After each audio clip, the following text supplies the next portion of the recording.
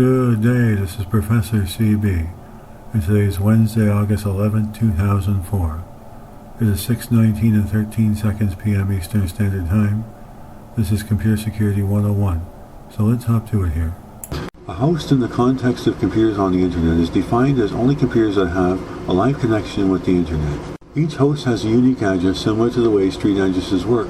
On the Internet, this is called your IP, Internet Protocol Address. The Internet uses DNS, Domain Name System. Internet uses DNS, Domain Name System, to translate the name to its true IP address to properly route the communications. The IP address is made up of 4 blocks of 3 numbers between 0 and 255. An ISP has the equipment and owns or leases the telecommunication lines necessary to establish a presence on the investment. In turn, they offer access to their equipment and telecommunication lines to use for free. The largest ISPs own the major conduits of the Internet, referred to as the backbone. The term ISP stands for Internet Service Provider, most likely has their own DNS server. All computers on the Internet are peer to one another. They can all act as servers or clients. Each host has a unique address simply to the way street addresses work on the Internet. This is called your IP, Internet Protocol Address. In order to ensure that all computers would be able to talk to each other, and not just to their own kinds, protocols were created and agreed to. The TCP and TCP/IP stands for Transmission Control Protocol. Internet Protocol is not a single protocol. It is a set of communication standards. Hosts that are configured to use DHCP will contact the DHCP server, will check its database address of addresses, and fire one that is not in use to assign to the host. In the meantime, NAT, Network Address Transition, can be used to expand the potential numbers of addresses. TCP/IP has been accepted as a standard for Internet communications and comes packaged by default with all major operating systems. In order to communicate using TCP/IP, each host must have a unique IP address. While the next version of the IP protocol, IPv6, is designed to allow for an exponential increase in the number of available addresses, the correct version, IPv4, was running dry fast. NAT essentially uses only one address to communicate on the Internet, and completely separate blocks of address on the local network. The local network addresses need to be unique from each other, but since the outside world will not see the local network address, they don't need to be unique in the world. DHCP, or Dynamic Host Configuration Protocol, was created to automatically process. TCP/IP, which stands for Transmission Control Protocol, Internet Protocol, is not a single protocol, it is a set of communication standards. TCP breaks it into smaller, more manageable pieces called packets. UDP, User Datagram Protocol. To start off, parts like channels for communications. There are 65,536 ports available for use in TCP or UDP. This lesson will build on the TCP protocol by discussing ports TCP, Transmission Control Protocol, and UDP, User Datagram Protocol. The Internet Assigned Numbers Authority manages the first 1,024 ports to 1,023. This range is known as port numbers. This range is known as the well-known port numbers and includes standard default ports like HTTP ports 80, FTP port 21, and SMTP port 25. To guard against some of these weaknesses, there are other types of firewall, stateful inspection, packet filter, circuit level gateway, and applicator level gateway, to name a few. It is the responsibility of the TCP protocol on the receiving end to look at the sequence number in the packet header and put the packets back in order. This range is known as well-known port numbers and includes default ports like HTTP port 80, FTP portal, and SMPT port 25. One of the main attack vectors for a virus is through your email. Email spoofing is used by virus writing to get around this little problem, but rather than sending the email from the infected user, the virus will also randomly select an email address to forge as the from address. In the registry there is a value called nevershowEXE, which is keep file types like link, Microsoft shortcut links, and SHS shell scrap objects displayed each if you opt to show all files. Always run antivirus software and ensure that it is kept up to date and with the latest virus files from the software and or. Equally or more important, keep your system patched against known vulnerabilities. With HTML-based email, it has possibly embedded the virus directly in the message. Major viruses and worms in the past couple of years, like NIMD9, have exploited this flaw to cause the virus to execute as soon as someone opened their email message, rather than waiting on them to click on the attachment. To get you to open the email in the first place, viruses try to use subject lines for the email message that might get your attention. The major viruses and worm in the threats of the past couple of years have exploited vulnerabilities for which patches were available for months. The hoax is an attempt to trick into believing something that is not meaningfully associated with emails, claims that are too good to be true, or you do things like forward them to everyone you know.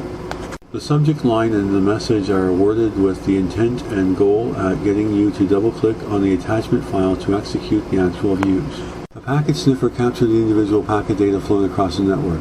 Most decent packet sniffer application will decode the binary data into something intelligible. By capturing and decoding packets into this manner, a hacker can learn a lot of valuable information about your network, and possibly capture passwords or confidential information, personal data like credit card numbers. Some more recent creations commonly used on the internet are instant messaging IM and peer-to-peer PSP networks. In 1989, Tim Berners-Lee began creating a global hypertext project. By the summer of 1991, the World Wide Web was born and released to the internet at large. Working with Sun Microsystems, who had just developed Lava as a platform-independent programming language, Network created LiveScript as a complicated to both HTML and Java that would allow developers to create scripts that run within the HTML code to create scripts context dynamically.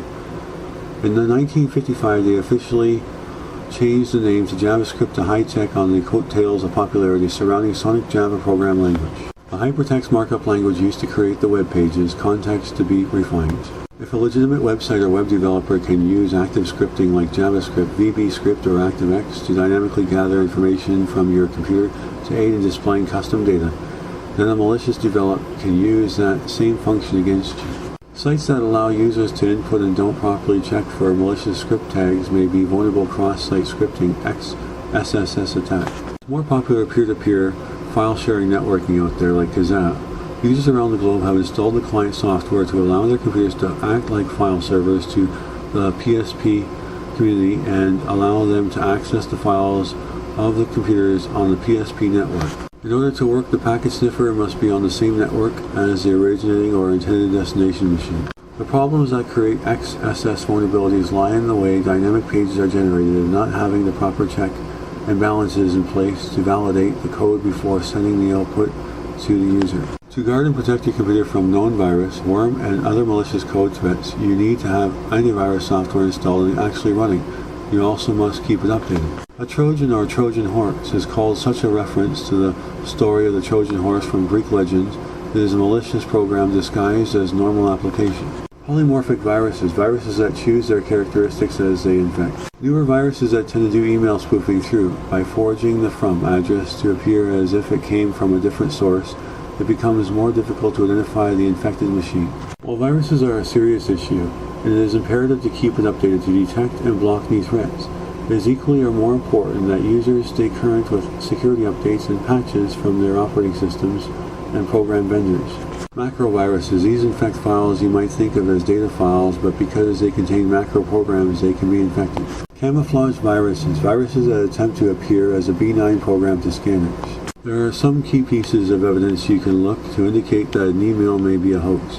First and foremost, if it asks you to forward this message to everyone you know, odds are it is a hoax. The term backdoor is used to describe a secret or undocumented means of setting into a computer. A well-designed and configured firewall, like having a single point of entry into your building with a security guard on the door allowing only authorized personnel into the building. Ports are like channels to your network traffic. A hardware firewall is just a software firewall running on a dedicated piece of hardware or specialized device. SearchSecurity.com defines a honeypot as a computer system on the internet that is expressly set up to attract and trap people who attempt to penetrate other people's computer systems. Signature-based detection relies on a comparison of traffic to a database containing signature of known attack methods. There are various techniques or methods employed by firewalls, some like mentioned above. Your basic cable DSL router use simple port blocking or packet filtering. The IDS, a device or application used to inspect all network traffic and alert the user or administrator when there has been unauthorized attempts or access. First, money-only block on the well-known ports, which are 0 to 1023. Anomaly-based detection compares current network traffic to a known good baseline to look for anything out of the ordinary. The value of the honeypot lies in the information that is collected, which help you to identify how and when the attackers entered the system. Most of the viruses and worms that have bad significant impact on the internet in the past few years actually take advantage of known vulnerabilities for which patches had been available for months. Even if your system is properly patched, running antivirus software that is updated and current and sitting behind a firewall, it is also a good practice to shut your system down when it is not in use. Users of broadband are generally connected to the internet 24 hours a day, 7 days a week, with connection speeds significantly faster than dial-up connections. Users who dial up are generally less susceptible to attack for two reasons. The 56K connection is too slow for hackers to work effectively, and dial-up users only stay connected long enough to do what they need to do, and then they disconnect from the internet. Sometimes the exploitation of these vulnerabilities can be automated through a virus or worm. You should never open an executable without being sure of what it does first. If you receive an email attached or find some mysterious file on your computer and you just have a burning desire to open it and find out what it really is or does, you should at the very least scan it for viruses or other malicious code. You may also want to shut down your internet connection first to prevent viruses or worms from propagating in the event that you do, in fact, because of infection. For a Microsoft Windows platform, you can use the automatic update feature to help stay current with patches. A personal firewall software application monitors all incoming and outgoing network traffic and blocks unauthorized packets from getting through. By default, Windows hides the file extension for certain file types. Antivirus software blocks known viruses, worms, trojans, and other malicious code by comparing it with signatures of known malware. Most antivirus software also has the ability to perform heuristic scanning, which uses known signs or patterns of malware to try and deflect viruses or worms that aren't yet known and for which your software doesn't have a signature to match it against. Active scripting allows web pages and HTML-based documents and email to run scripts and applets and execute programs. Internet Explorer uses security zones to assign different privileges to different websites. For the restricted and internet security zones, you should disable active scripting. Using a firewall is like having your house completely locked up except for entrance, and that one entrance protected with an armed security guard. Different programs may use different methods: packet filtering, circuit gateway, stateful inspection, etc. filter and block unauthorized traffic. Either way, it can be used to install a virus or Trojan or any malicious code that the attacker chooses. You should not log in with root or administrative privileges unless it is necessary. The ghost account is disabled by default. You should assign the guest account a strong password to prevent unauthorized users from accessing your computer using this account.